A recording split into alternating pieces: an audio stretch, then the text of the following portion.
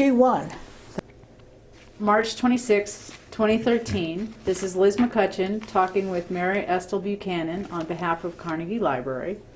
And we have, the last time you interviewed, focused more on your elected career. And so today we want to talk about sort of the rest of your other things in terms of, you said that your life has been a search for a meaningful public service. Yes. Focusing on issues that were important to you, and that's what we want to talk about today. Wonderful. Yes. I mean, to me, elective office was a part of a subset of that bigger piece. Thank you. Okay.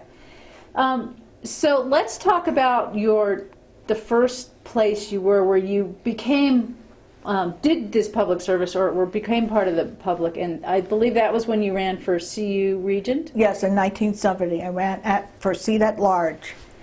Okay, and what led you to do that at that point? I was interested in higher education, and as Marvin might remember, 1970 was the year of the Kent State shootings and the violence, civil violence against the draft in the war at Vietnam. And there had been a major confrontation in Boulder where the state National Guard was pulled out with helicopters and guns and everything, and they came over the campus. There was shooting. My sons were hanging out at University Hill. They were scared stiff and, you know, ducked behind trash cans and so forth. And then there came led by Joe Coors, who was a retiring regent, a big thing for a crackdown at CU. So I was interested in this issue as it was erupting on campus and trying to look for some sanity. And there were some moderate Republicans who were looking for a moderate Republican to run for regent to replace CU, because Joe Coors had selected a Dan Green, a just graduating CU Republican, who he wanted to run as his replacement. Dan Green had been the president, or was at that time, the president of the college Republicans, and so there was a split in the country over Vietnam, and in the state over Vietnam, and in the Republican Party really over this too. So that was how that Now, what was your background in the educational field at all that made you be qualified to be to run for regent? I mean, you had done some work, more than Dan Green, certainly. you know, but you had done some work with the Boulder Valley School District. Oh, I had, yes. When we came here, I was thinking that management consulting and labor relations would remain my field, and I had been an arbitrator in Boston and Cambridge before we moved here, and I was trying to break into that, and it was pretty closed. Colorado was not a union state, so I had been interested in public enterprise collective bargaining, and I worked with that in graduate school. And the issue, if there are unions in the public sector, they can't strike. What power do they have, and how does this was a big deal in the late 60s, and school districts were just starting to unionize teachers, and this was a thing. And I was invited to mediate the labor contract, teacher contract negotiations with the Boulder Valley School District. So I did that, I think, 3 different times. Okay. Now, you were not successful in your run for... Correct. Dan Green beat me in the primary. But you must have made lots of friends and connections and whatnot that helped enable everything that came afterwards in your professional life. It did. I think we talked about this last time. John Love was running for governor, and he won. And there was a bitter primary for lieutenant governor between John Vanderhoof, who at that time was Speaker of the House, this is a Republican primary, and Bill Armstrong, who at that time was serving in the state Senate. And that was a bitter primary. I was on the more moderate side with John Vanderhoof, and he was a pilot, among other things, so I flew with him. And so we became friends from that primary. Then Nixon, that was the year he won with a landslide. It turned out later part of the landslide was because of Watergate, but nevertheless that wasn't known at that time. And he appointed John Love to be energy czar, which made John Vanderhoof governor of Colorado. So, okay, and then that comes in again later in your career. But let's talk about sort of where you put your energies. well, so I could say just was from that. One of the last things that John Love did before he went to Washington, because we had become friends during the regent race and my interest in higher education, was he appointed me to the Colorado State Board of Agriculture, which is the governing body for the land grant colleges and universities in the state. Okay. Let's go back to right after the CU regent race. You mentioned that you started to really put your energies at that point into working on women's issues? Oh, absolutely.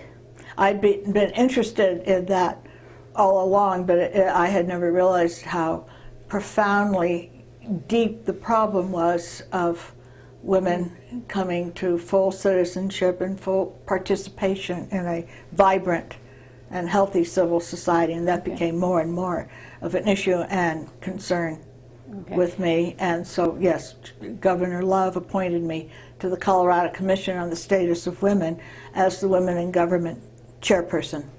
Okay, and what was your focus with the women in government?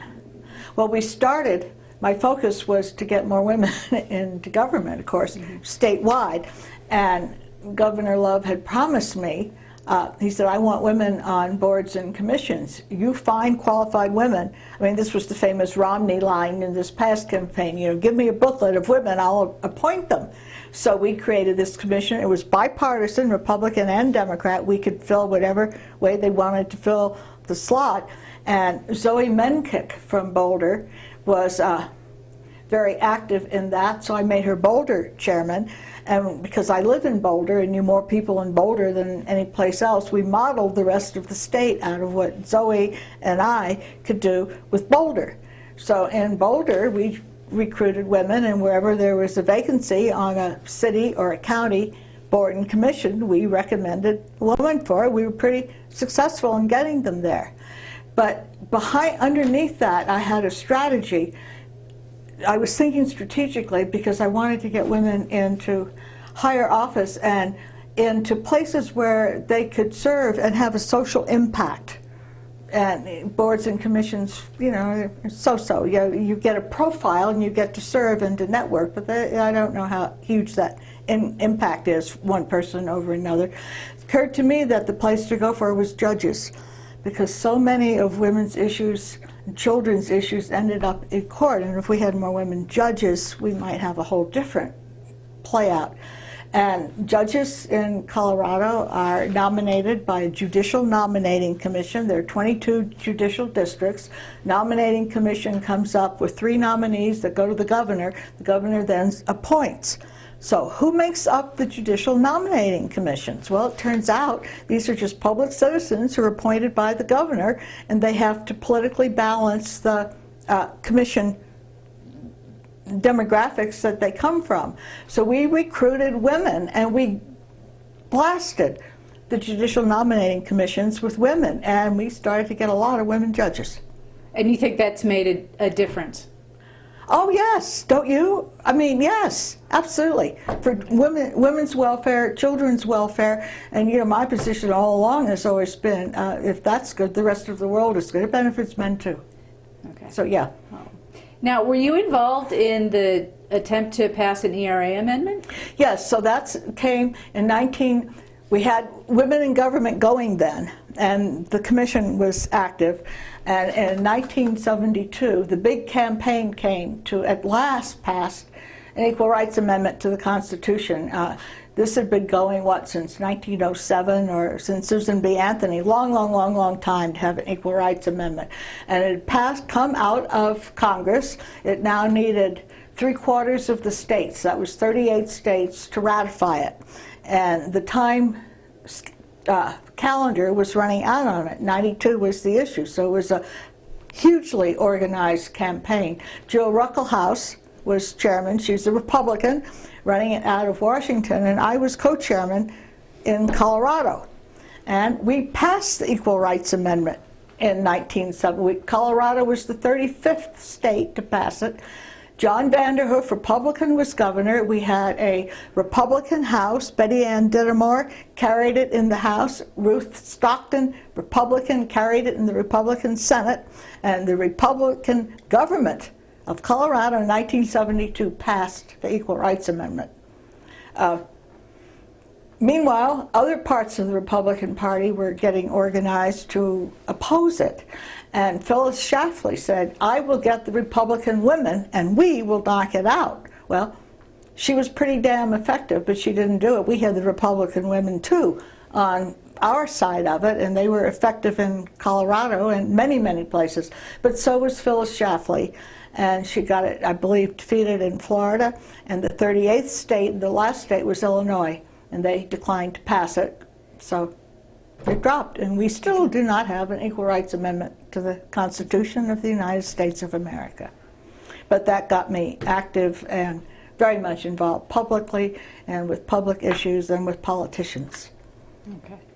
Now, I want to go back. You mentioned earlier the Colorado State Board of Agriculture. I want to talk a little bit more about that. What intrigued you about that? Oh, well, I mean, when John Love came to me about it, I didn't know diddly. So I'm a city girl. I came from New York City. I didn't know anything about agriculture or rural Colorado. I was, I suppose, curious, but I felt totally unqualified, and I thought, why would I be interested in this? He said, well, I thought you were interested in higher education, you know, it's a public board, and it has all of the land grant colleges and universities. Well, what are they? Well, the land grant was an act that was passed at the end of the 19th century to provide higher education for rural Americans and other Americans who could not afford private universities and private colleges. It was more heavily publicly subsidized. They were called ag schools.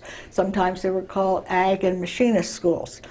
But there was a sweet little thing that was very distinctive down in Durango, Fort Lewis College, which is the only college in the country that accepted tribal people, Native Americans, tuition free, and that was by a treaty with the Ute Indians. Now that, you know, to get to know Fort Lewis College and the Four Corners area, for that I would take on learning about agriculture. Well, I became fascinated with the way water works in Colorado and with rural Colorado and with those people, but I didn't know anything about it then. So that was just, I really enjoyed it. But it was Fort Lewis College and the Native Americans, they were half the student body there. They had all kinds of remedial, they taught remedial English, remedial writing, all the courses that this population needed that they had not received in high school in order to come there. They had kids there from Alaska, from Mississippi, from Hawaii even, from all over. And it was wonderful. And that was the part that really intrigued you about being on the board? At least for the first part of it, and got me on it. I got interested in the rest of it as it came to be. Okay, now that probably also helped you build what became a political base for. Oh my, yes. So one of the, I suppose, the major job for these kinds of public boards for public resources and institutions is to work with the legislature and the state house, the governor's office, for funding and for interest and for help. Well, since I'd done the campaign with John Vanderhoof running for lieutenant governor, now he's governor, I was assigned him as my political contact. And, you know, he was invited up there for dinners, he was invited up there for homecoming games and so forth, and I was always his hostess. And when we were lobbying in Denver for a particular budget item or something and had to go in, I was always assigned to go make an appointment and visit the governor's office. So yeah, I developed a very good working relationship and friendship with John Vanderhoof. And that's what led to his appointing you to be... Well, that certainly is what got me up into the top two. Right, and we talked about that, but yeah, that last time, and then that led to your run for the Senate as well. I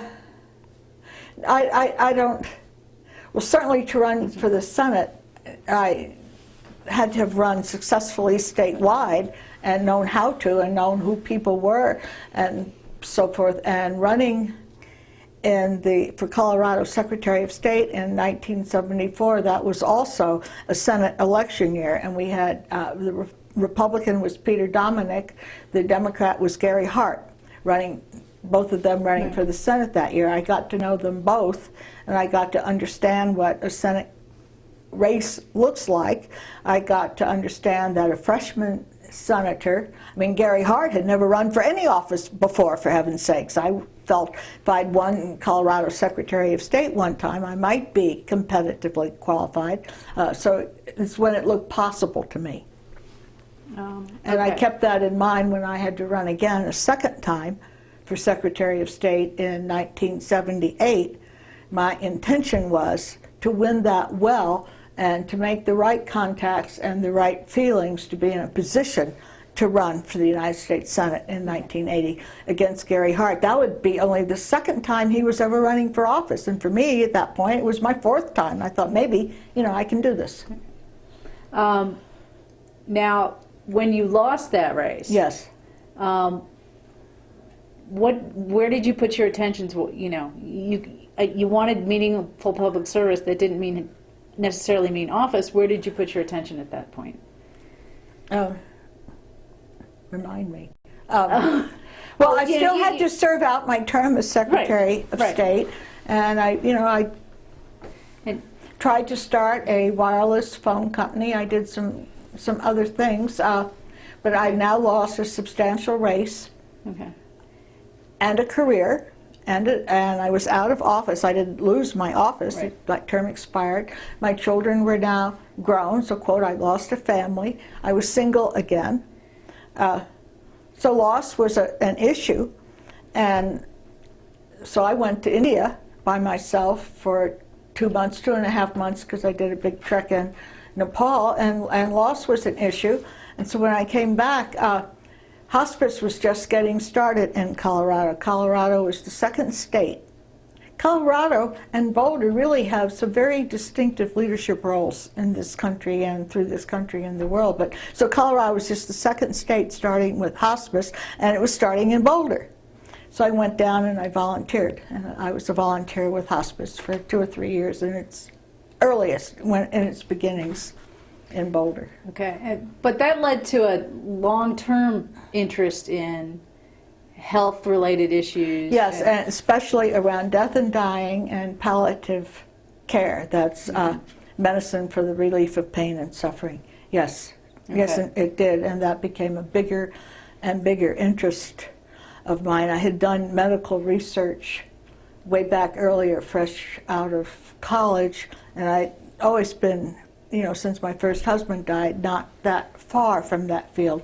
And it seemed to me that the American system of confusing medical treatment with medical care was a huge issue.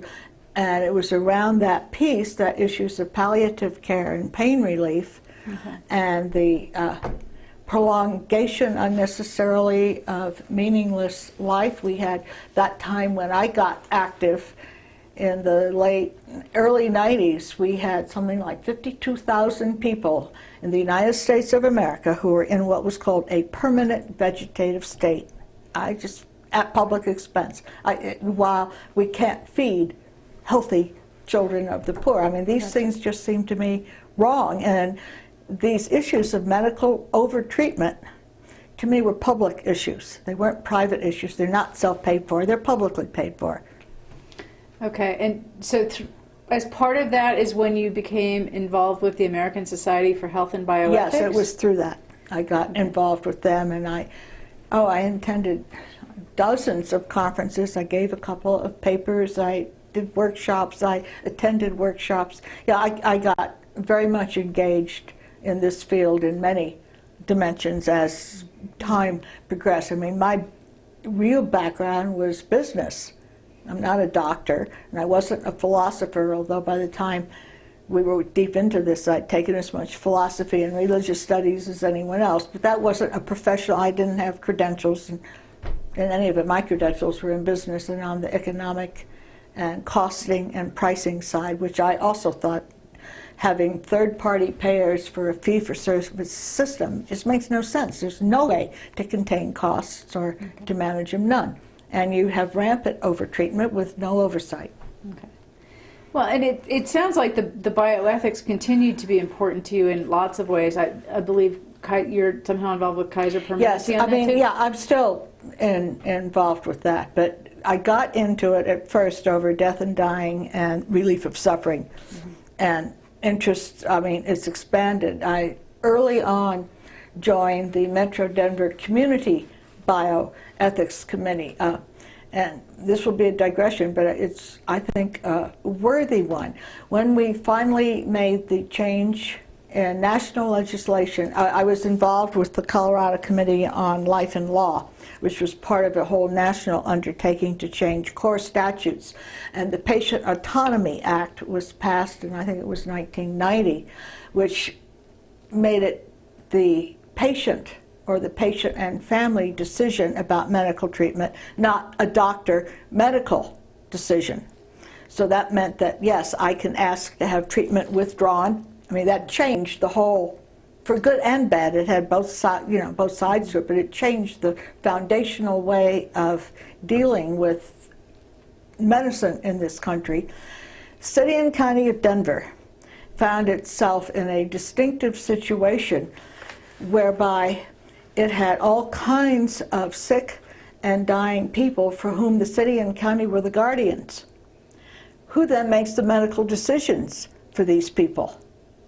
City and county is paying for it. They do, but I mean, they're not going to just go in and decide to take away everybody's life. Who are they accountable for it? Nobody.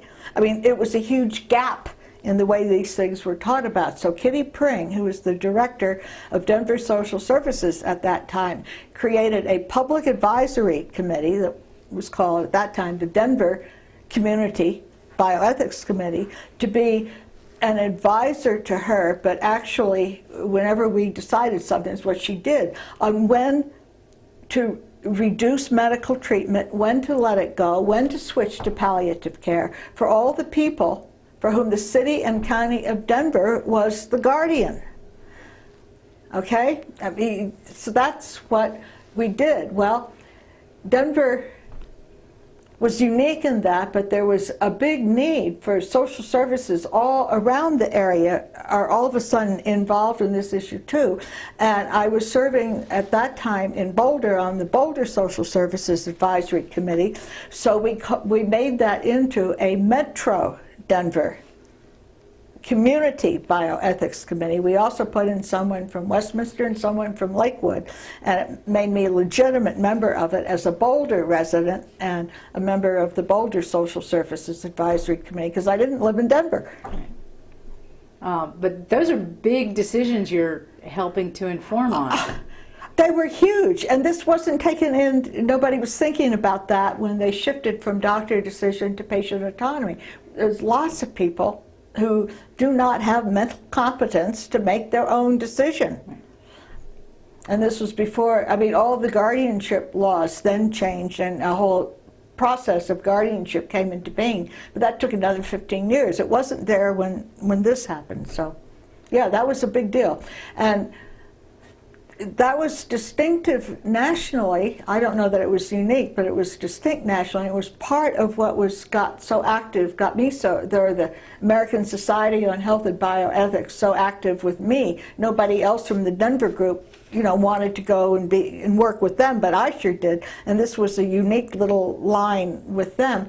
And that was how I met the people from Kaiser Permanente, which is a large national medical and healthcare plan. Non-profit. It's not an insurance service. And Kaiser Permanente was just organizing because it had the same issues within its plan of what is over-treatment and how to let treatment go. And it was just organizing bioethics. And it had just created a bioethics committee for the Western branch, California, where it was organized. But we had Kaiser Permanente, that time had opened, had been in Denver for I think about 8 years. It was opening in Utah and in Montana, and it was Region 8 of Kaiser Permanente. So I got on the Kaiser Permanente Bioethics Committee, and I still serve on it. Okay. And you were also somehow involved in the bringing of bioethics to the Health Sciences Center of CU? Oh, yeah. Well, that was coming along with the issues of physician aid in dying. And if Oregon, for example, now has a statute where people can elect to have physician assistance at the end of life, so they don't either have to suffer or starve themselves in order to die when they're in terminal disease and terminal pain.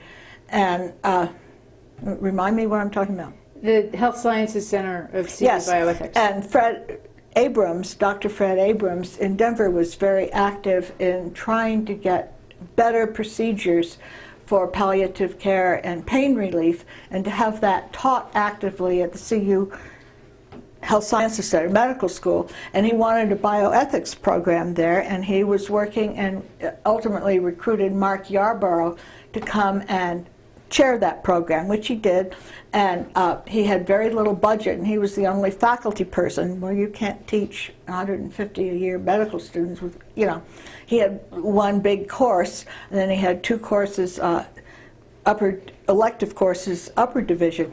So volunteers who were active, both physicians, philosophers, some ministers, and community people who were appropriate, were organized with him, and we did volunteer bioethics teaching with his oversight, of course, at the Health Sciences Center with the medical school, teaching introductory bioethics and exposing medical students to, these were second-year students, to the issues that they're about to face and that are coming up there. And the obvious thing to me, and it had been all along, is how do you get into palliative care and into healing and patient-doctor relationships when you enter medicine first off with a cadaver?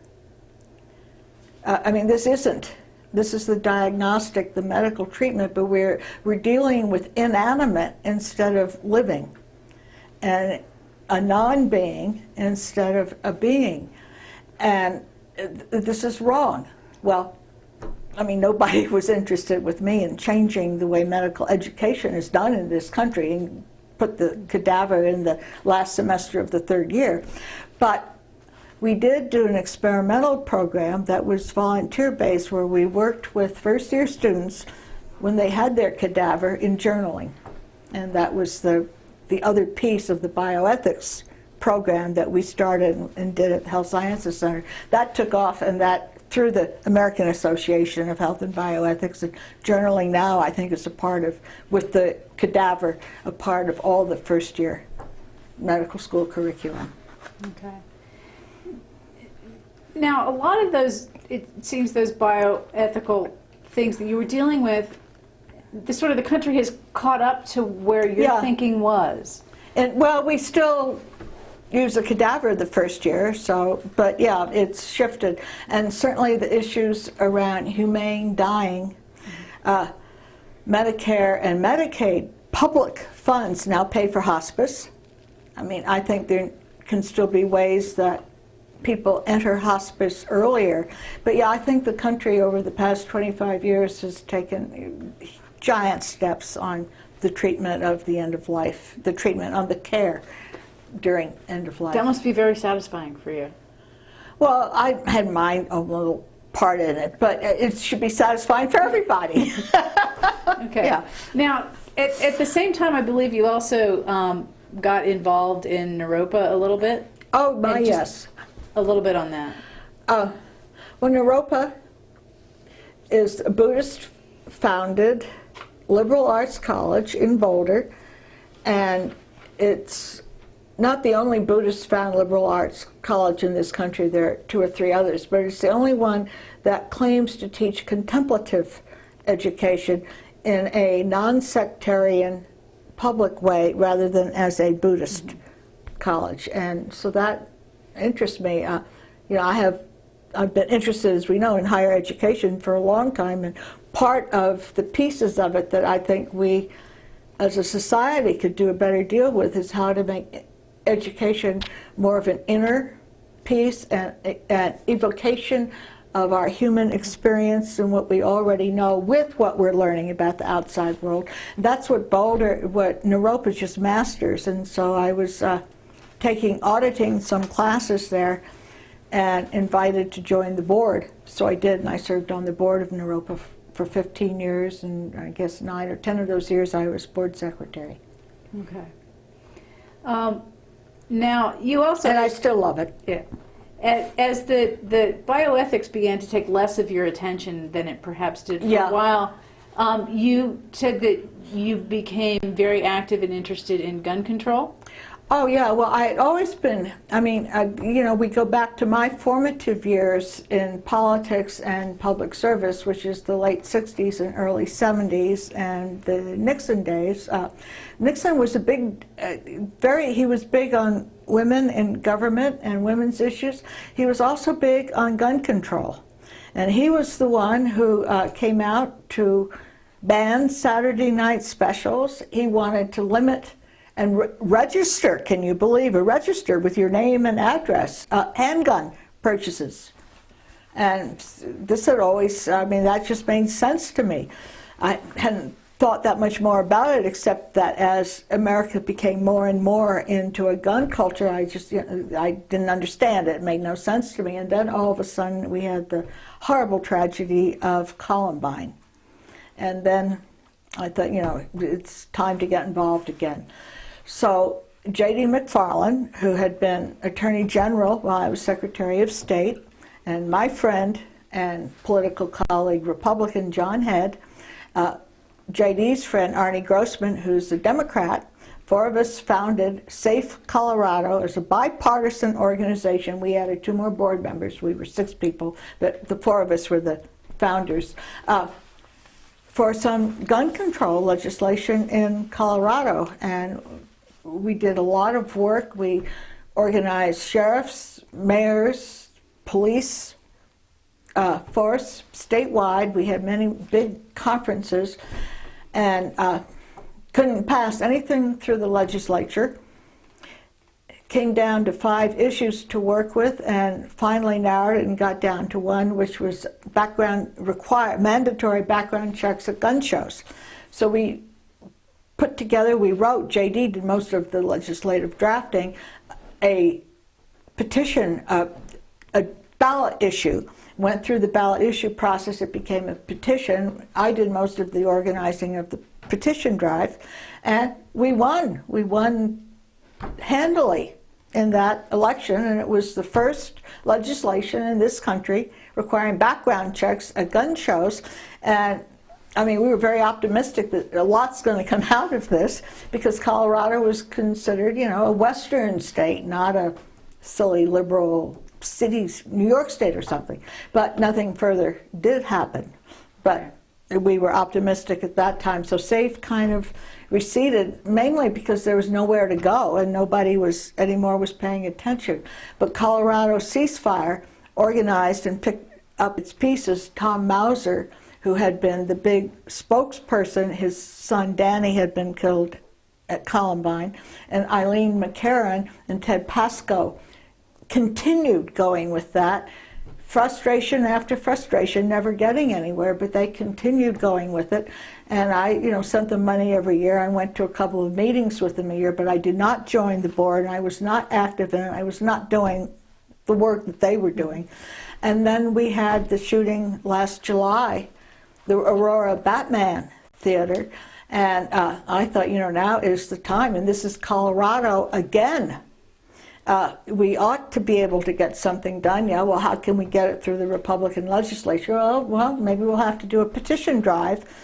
Maybe there won't be a Republican legislature. So we reorganized got active, and wouldn't you know, the Democrats won the House, the Senate, and the governor's office, so it looked like, yes, we can get some reasonable gun legislation again, and we're getting it together. And then came the tragedy in Connecticut at Sandy Hook, and guns became a huge issue once more. So SAFE also reorganized, and yeah, we've been pretty effective so far in Colorado.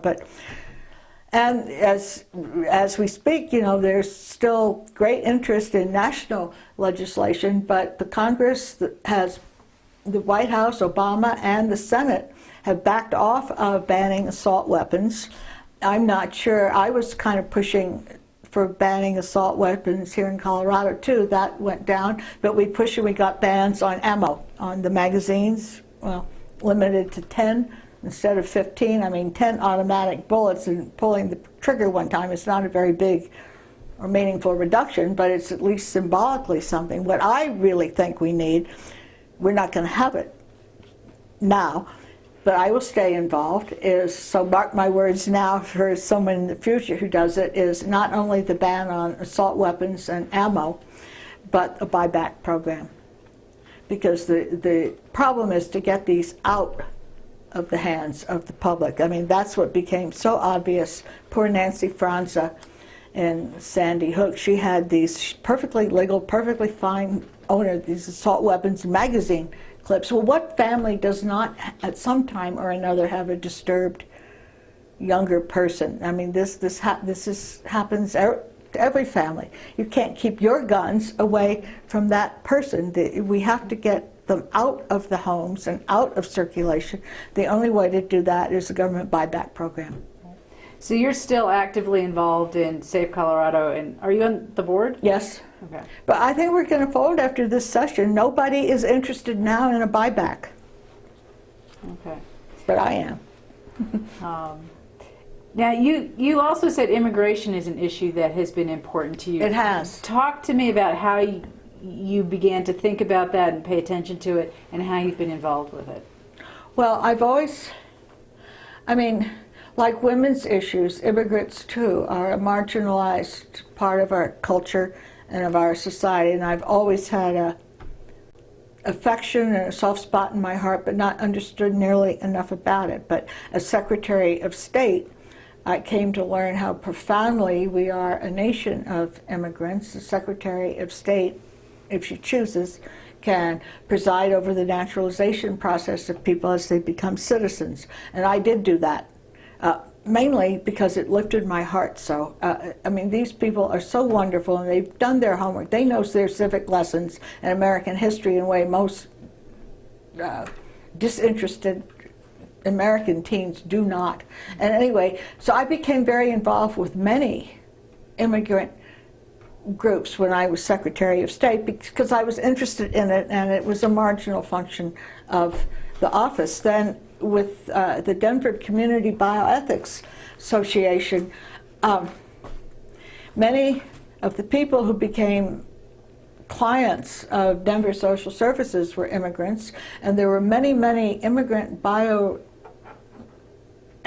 issues in medical care and treatment that no system addressed because of cultural differences. The big one for us was the father of a woman in labor whose child was upside down and couldn't deliver, and she's unconscious, and he wouldn't give permission for a cesarean. Don't cut my wife. It was a cultural issue. Well, was the hospital supposed to intervene and go to court and get a court order to get a cesarean? These are the bioethical issues that arise, and they had to do with profound cultural differences. And in a culture of immigrants, here they are. And also from that committee, I became far more aware of the medically underserved, who are almost all undocumented or immigrants, even documented again, were big among this population. So yes, I had been aroused into this from different dimensions. One was citizenship, next was medical issues and medical treatment, and from that learning about the medically underserved. So I stayed interested in that, and I don't know, about 5 years ago, I went to a educational session. It was a rally at Boulder High School put on by a few parents, and these 17-year-olds who were undocumented Hispanics here, graduating from high school, spoke perfect English, fully assimilated. They couldn't go to college. They couldn't go to community college. They didn't have any money. They couldn't get a driver's license. They couldn't get a license to be a beautician, to be anything. They couldn't even join the armed services. So I became very interested in immigration reform, and most particularly, again, you need a wedge issue to start and then go big. I thought that the undocumented children who have graduated and are fully assimilated, there's no issue about assimilation or anything. This should be an obvious place to make room for. And it wasn't nearly as easily done, but the DREAM Act became that symbol, and the DREAM Act in Washington had bipartisan sponsorship, but it failed, so we tried to push for it in the state legislature. New Mexico, Arizona, Utah, Kansas, and Nebraska, all of Colorado's neighboring states, allowed undocumented high school graduates in good standing to attend their own universities and colleges at in-state tuition. Only, and Wyoming has its own system where nobody pays. Only Colorado did not. Well, it took us 5 years, but it passed this year, called the Colorado Asset Bill. So yeah, and I'm very much still involved and very hopeful that we're going to come up this year with some meaningful immigration reform out of Washington. I serve on Senator Bennett's Colorado Compact Committee, which is a group of Colorado citizens who are behind him. He's one of the 8 senators now on the bipartisan committee doing that. I'm sure that there are similar organizations in the states of the other 7 senators, and so fingers crossed that we'll get something done there. All right, well, we'll keep our eyes peeled to see what But at happens. least we've got the teens now. Yeah, well, and congratulations on that. That's a big deal. Well, I didn't do that much, but yeah. Well, but it happened, yeah. You know, you used your connections. I and did. helped- and I helped tried to make it be an informed citizen with connections, yeah. work. Okay. I want to talk about a few other things that are probably smaller topics, but that you have mentioned that were important to you. One was you got involved in some efforts to do some mine clearing in Africa? Oh, yeah. The UN had a program that Tim Worth actually was one of the original organizers for it, coming out of that separate fund that Henry Fonda, Jane Fonda's husband, we Really did it, yeah. Ted Turner. that Ted Turner gave the money for, which was the UN mapped the world for uncleared minefields. These are minefields left over from a war are a horrendous toll on a civilian population, especially a rural one, and out of that, especially the children. They don't know they're playing in the field, they're chasing a ball, and a mine goes off and they lose their leg.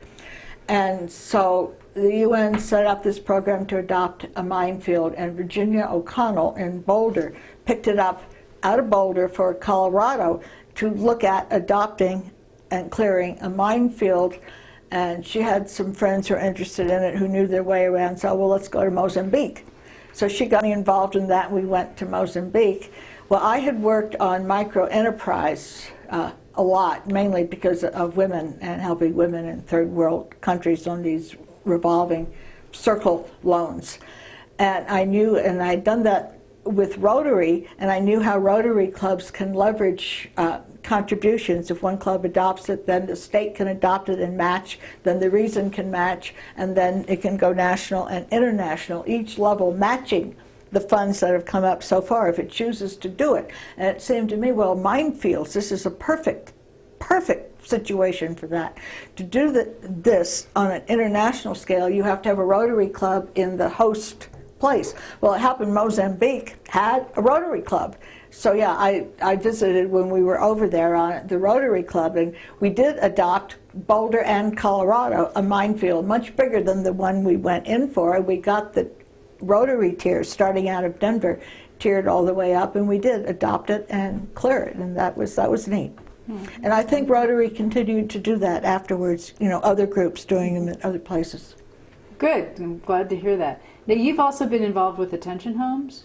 Yes, well, that's coming out of, you know, I've been involved for years with youth and with prison reform. I mean, that's been a big one with me, and especially young people in prison and women in prison, and also mothers, or pregnant women who have a baby while they're in jail. And I try to always serve in one kind of local nonprofit. I mean, they've varied over the years, but they're all around the same subject areas. And right now I'm with Attention Homes, which is a place that takes in and helps with life skills runaway and homeless youth in Boulder.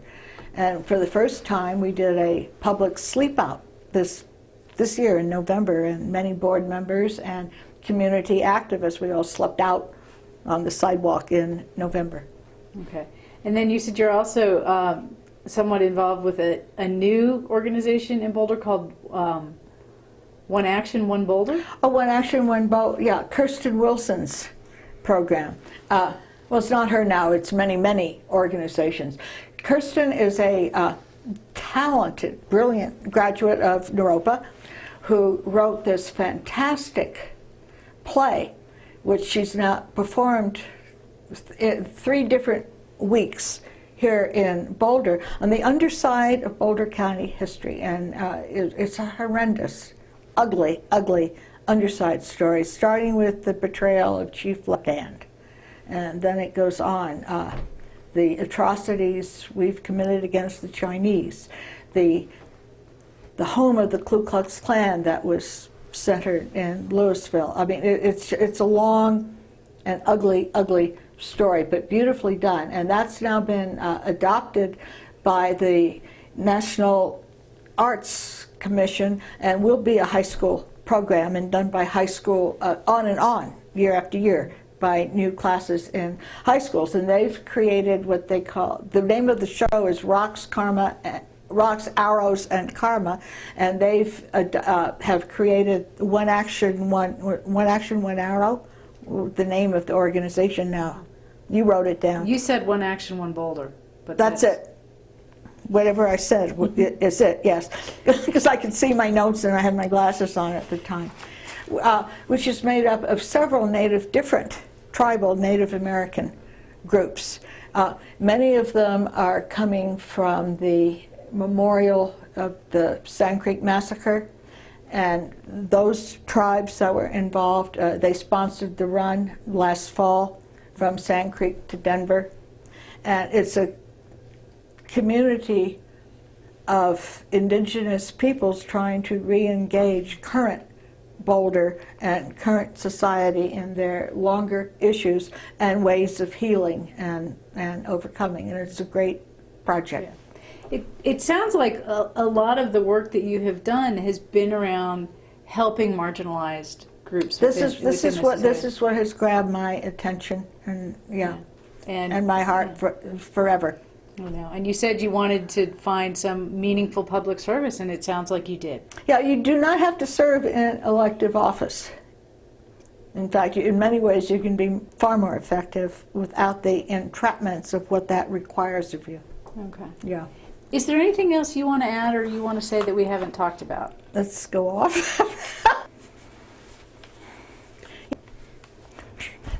Thank you, Liz. I guess, it's women in leadership. And it's the marginalized, not as victims necessarily, but the marginalized as people who have something to teach, so much really to teach the rest of us, and to help not inspire them, they're inspired, but to help them learn the mechanism and way and how they can self-organize and become effective. And in doing that, inspire others coming behind them to get involved. That's what I would like to think that it's all about. And there's so much so much still to do. When we live in a country where every $4 that's spent on senior care for $1 spent on people 18 and under. I mean, that is a wrong social value, and it's not our true social values. It's just the way, the dysfunction in the way much of our system works, but it's capable of self-correcting through civic engagement, and that's where I like to be. And the other thing I'd like to conclude with is, because it comes up, in my opinion, in error, and too often when it talks about women with careers and women having it all and how to balance and how to have a family and a career and all this kind of stuff. And to me, the answer isn't having it all. You won't have it all. It won't come out that way. It is a struggle to find a balance that works. It's a real struggle. And the only way, to me, it can make any sense and be worth it is that what you're doing outside of your domestic world is important enough. I mean, we send our children to war and to die, for God's sake. What you're doing outside of the home is important enough in making a better world for your children to go into. It also ought to be an engagement and inspiration for your children as well. So the struggle is one, not of having it all. You won't have anything, perhaps, or not much, but in finding a balance, and a balance that helps both sides be better for it. And I don't have the answers to that, but that's the other thing that I'd like to mention, because it's been a theme of my life. All right. Well, thank you very much, Mary Estill. This has been very great, and I appreciate your giving us the time. Oh, thank you so much, Liz and Marvin, for inviting me to do this. Yes. I've enjoyed it.